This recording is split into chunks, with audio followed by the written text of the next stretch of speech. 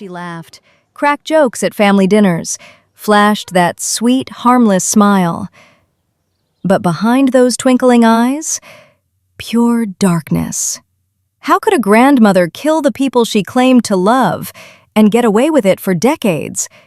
Yeah, it sounds insane, but this is the story of America's smiling serial killer, the Giggling Granny. Nannie Doss, born in 1905, could charm the pants off anyone. She had that classic small-town vibe, always polite, always sweet, always laughing. Neighbors loved her. Families trusted her. She looked like your typical grandma who baked pies, knitted blankets, and hosted church socials. But don't let that fool you. Nannie was hiding a deadly secret. From the roaring 1920s to the 1950s, she killed at least 11 people, husbands, kids, lovers, even her own family. And what she did next? Nobody saw it coming. Her real talent? Blending in like it was nothing.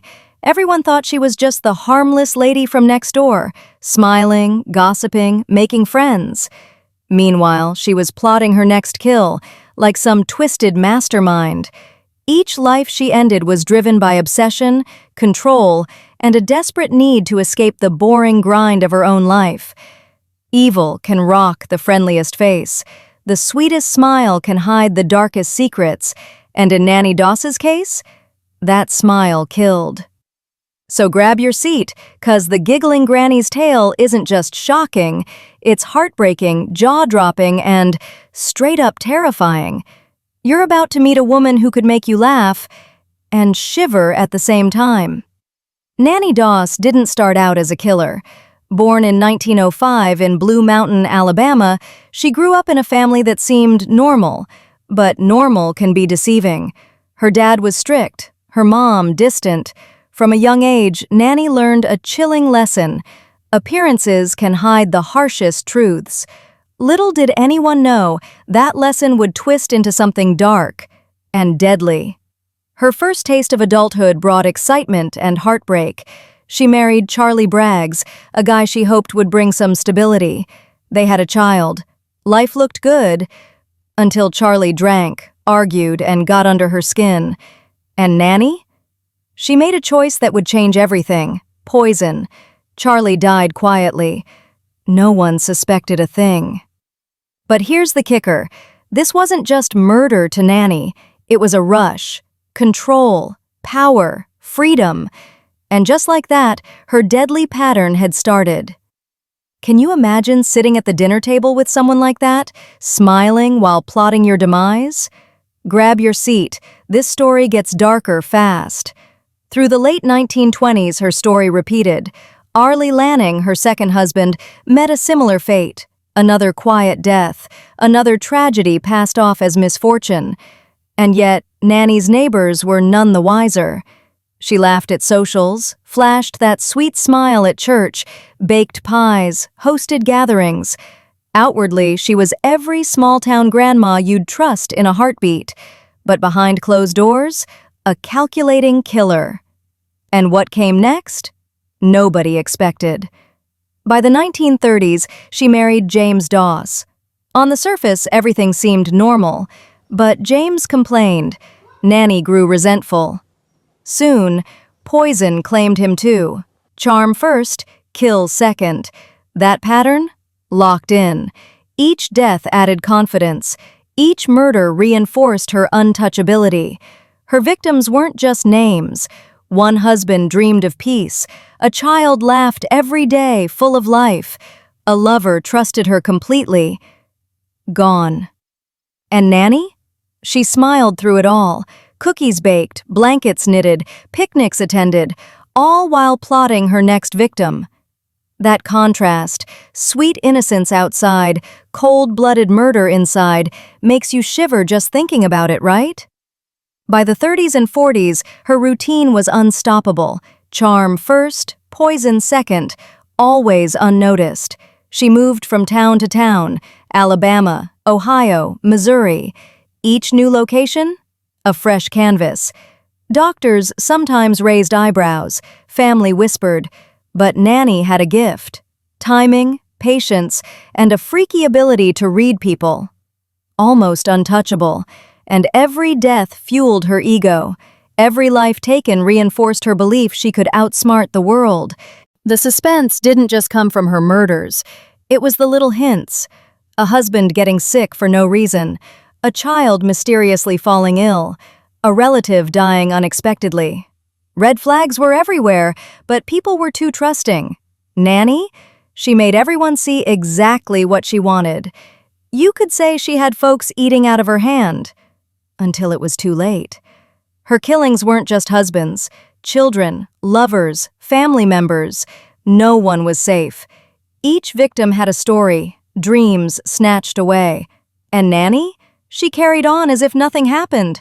Smiles flashed, laughter echoed, cookies baked, blankets knitted, and underneath, pure terror. That duality, warmth outside, cold calculation inside, was her signature. Through the 1940s, her spree intensified. Richard L. Morton, gone. Then Frank, another man, another untimely death. Pills, arsenic, silent, deadly. And always, a smile. Neighbors saw a kind, caring woman, but behind the laughter, murder. And Nannie? She loved it. Every death was a lesson. Every life taken, another thrill of control. Did she feel guilt? Did anyone suspect? Sometimes. A doctor frowned, a relative whispered. But Nannie had perfected timing, charm, and cold calculation. She knew exactly when to smile, when to conceal. Every life taken reinforced her untouchability. And that's what makes her story bone-chilling, the cold mind behind that warm, inviting smile. Her manipulations weren't just life and death.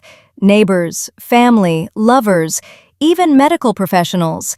Everyone saw what she wanted them to see, and with each death, she built a perfect illusion of innocence. Imagine sitting across from her, laughing, chatting, while she plots your demise. That normalcy hiding horror? That's her art. Mastered. By the 1950s, her spree could have gone on forever, if not for one crucial mistake. A clue left behind, a death too suspicious to ignore. Investigators started connecting her trail across states, Alabama, Ohio, Missouri. Each death, once thought natural, now screamed sinister. The suspense tightened. Every marriage, every move, every smile, reevaluated under horror. Yet the legend of the Giggling Granny was already cemented. Nannie wasn't just a killer, she was a manipulator, a woman who hid evil behind the friendliest face imaginable. For her victims, no warning, no chance, just a smile, a laugh, and then, gone. Her story is pure suspense, decades of deception, perfectly blending into normal life. Terrifying. Every chapter adds tension and horror.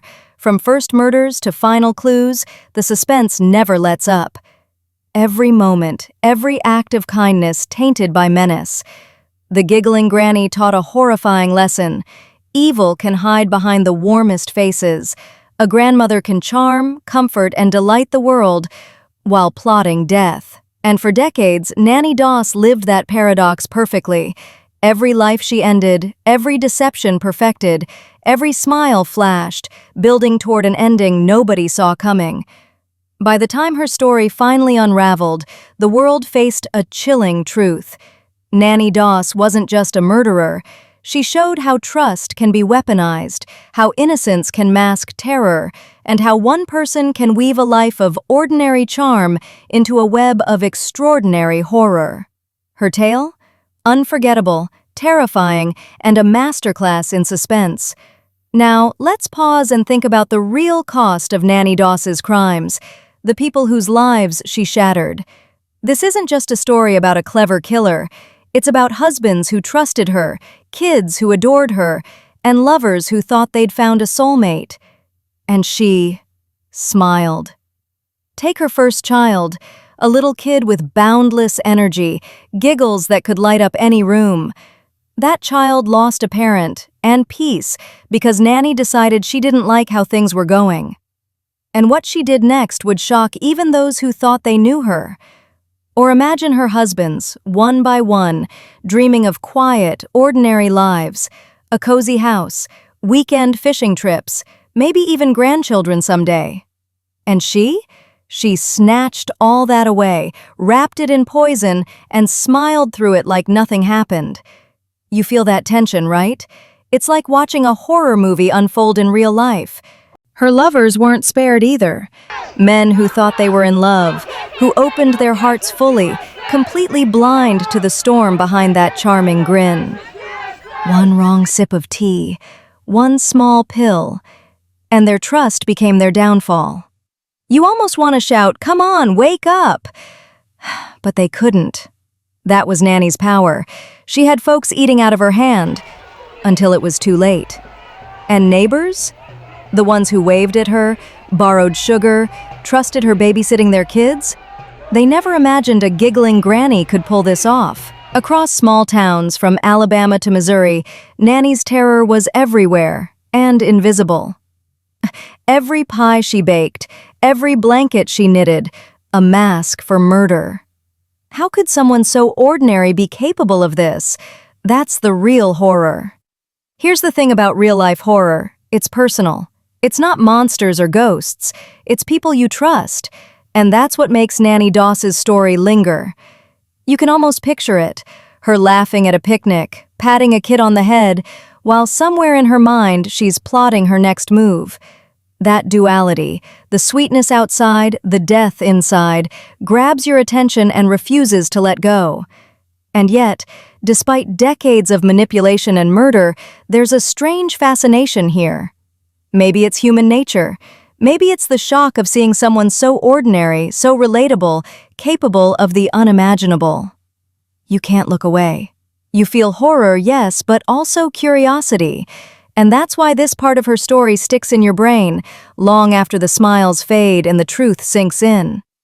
By putting faces and dreams on her victims, you realize one thing. Nannie Doss wasn't just a story of clever murders. She was a master of emotional terror. Every smile she flashed, calculated. Every hug, a mask. Every life she ended, a chilling reminder that sometimes the sweetest faces hide the darkest secrets. By the early 1950s, Nannie Doss's deadly game was on the brink of unraveling. Across small towns, from Alabama to Ohio, whispers of suspicious deaths started piling up. Doctors raised eyebrows. Family members connected dots they'd never noticed. And that smile? That same warm, inviting smile that had fooled everyone was about to meet its match. Her final husband, Samuel Doss, didn't go quietly. Unlike her previous victims, he questioned the sudden illnesses and strange coincidences surrounding the family. When Samuel got sick, he refused another mysterious pill without consulting a doctor. That decision? It changed everything. Investigators dug deeper, and a chilling pattern emerged. 11 deaths. Husbands, children, lovers, family members. Across states, Alabama, Ohio, Missouri. Each death seemed natural at first. But now, they looked sinister, and Nannie's name kept surfacing. The tension was building, every revelation a nail in the coffin of her freedom. When the police finally confronted her, Nannie did what she did best: charm. She smiled, laughed, waved off questions like they were a bad joke. But this time, it wasn't enough. The evidence stacked high. Her tricks failed. And here's the kicker. She didn't just confess grudgingly. She gossiped about her murders like juicy neighborhood news. "Oh, that one. Yeah, he never saw it coming." Chilling, right? That casual tone, that giggle, made the horror sink deeper. Her confessions stunned investigators and the public alike. 11 confirmed murders spanning decades. And yet, she seemed almost gleeful. The giggling granny had been hiding in plain sight for years, blending into ordinary life, laughing at small-town socials, baking pies, knitting blankets. Behind every friendly gesture, a life ended quietly and deliberately. And the one that really shocked everyone? You won't believe who it was. Her victims weren't statistics anymore. They were people, faces, dreams, trust shattered. And the woman who had stolen their lives, sitting there, grinning. By the time it was over, Nannie Doss became more than a headline. She was a chilling lesson in human deception. That friendly neighbor, that sweet grandmother, that giggling granny. All the charm, all the warmth, hiding the darkest cruelty imaginable. It's a story that makes you look twice at the people around you. And the most terrifying part? She had smiled at people like you, and they never saw it coming. By the time Nannie Doss's story unraveled, the world had seen something terrifying. Evil can hide behind the warmest faces. That sweet grandmother, the giggling granny who laughed with neighbors and baked pies, had been orchestrating death for decades. 11 confirmed victims, husbands, children, lovers, family members, lives stolen quietly, deliberately, and with chilling precision. Her story leaves a hard truth. The people we trust most can hide the darkest secrets. And Nannie? She taught a horrifying lesson in manipulation, patience, and deception. Every smile? Calculated. Every act of kindness? Carefully planned. Every hug? A mask. And yet, there's a haunting question. How many others like her are out there, blending into normal life, smiling at the world, while hiding the unimaginable? It's also a story about empathy, for the victims, whose faces and dreams shouldn't be forgotten. We remember their laughter, their trust, their lives cut short. Across small towns from Alabama to Missouri, Nannie left a trail of heartbreak and terror, a chilling reminder to never take appearances at face value. If this story left you stunned, you're not alone. Nannie Doss reminds us that horror isn't always in the shadows. It can hide behind the sweetest smile. And this is just one of the twisted stories we uncover here on 9. For more jaw-dropping true crime cases like this, hit that subscribe button and join the 9 community. Turn on notifications so you never miss a story that will keep you on the edge of your seat. Every smile, every twist, every chilling revelation, we cover it all. And remember, the giggling granny smiled at people like you, and they never saw it coming. Stay alert, stay curious, and always question what's behind that friendly face.